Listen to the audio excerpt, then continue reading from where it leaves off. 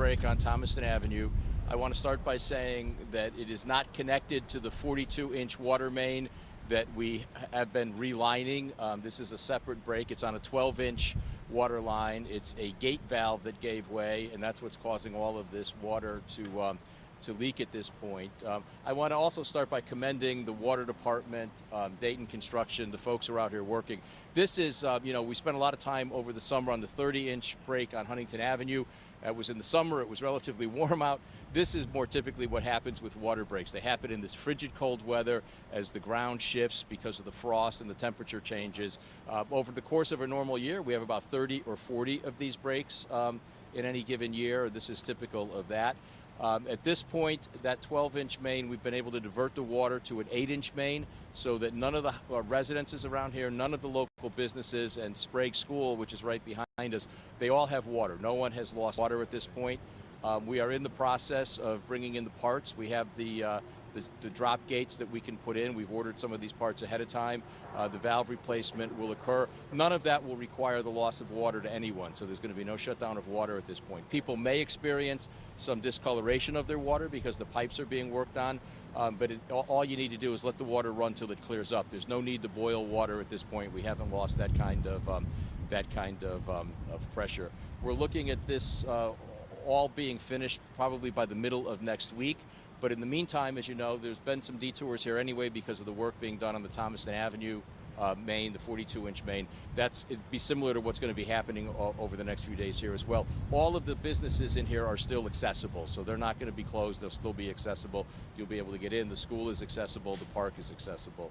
The 42-inch main, we continue to work on that. We've got about 12,000 feet of the main has been dropped in at this point. It's ready to, I think, go live at the end of this week. We should be looking at it. End of next week, I'm sorry, the end of next week. That should be able to go live as well. That's a $12.5 million project that we've been working on over the course of 2025.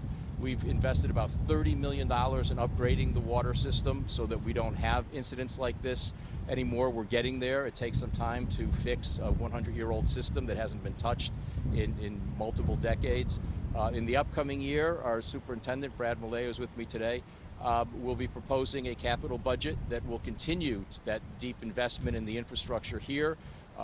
As we talked about over the summer up on Huntington Avenue, we've identified about 10 valves that are of critical importance that we are going to be looking to replace as part of that project so that we will be able to shut off water in localized areas and not have to have a major issue like we did over the summer. So with all of that, is there anything I missed or anything I should have said? No, anything you want to add? Okay. I don't know if you have any questions. I guess the only thing I think we know that's happening is Yep. that it's a 100-year-old system, but I know people are frustrated to see once again another water main break here. What would you say to people?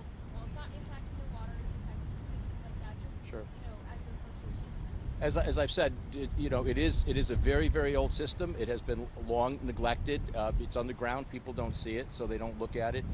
We are working to do that. $30 million is a big investment in 2025. We're going to continue to do that. This line alone is $12.5 million that we're relining so that we can keep the main lines in place. The other thing that people have to remember, it's like potholes in the spring. This is New England. We've had a couple of winters where it's been very mild. Now we're into the very bitter cold weather. It was below freezing. I mean, we were sanding roads this morning because the roads were icing up from the rain that came yesterday. When you get those shifts of below freezing and then thawing and then below freezing, the ground shifts, the old pipes, they move, they get struck, and then they break like this happens. What happened over the summer, which was a major break in the middle of the summer, is an anomaly. This is much more typical. These guys are generally out here in weather that feels like this. So they just have to be patient. We are working on it. Unfortunately, we just can't get it all fixed at once. It's a process to get it done, but we are committed to doing it. And as I said, I think $30 million in the last year is a huge investment. I think it shows what our commitment is here. Sorry, just one last thing. Sure. Any concerns about, as you talked about, concerns about, we see a lot of water on the roads. I know the road is closed this portion of it, but ice on the roads for safety. Yeah, the workers will be careful. Right now, the water is flowing as well because it's running water. It's not pooling, which makes I won't tell you it will not freeze, but with the temperatures we're going to be seeing, that movement will probably keep it from freezing. But we'll have sand available. We'll be very cautious. These guys know what they're doing. They do this all the time, so this is not unusual for them. It may not be comfortable, but it's not unusual. So We should have this water turned off tonight. Anyhow, by tonight, the flow of this water should be stopped. anything else? All right. Thank you, guys.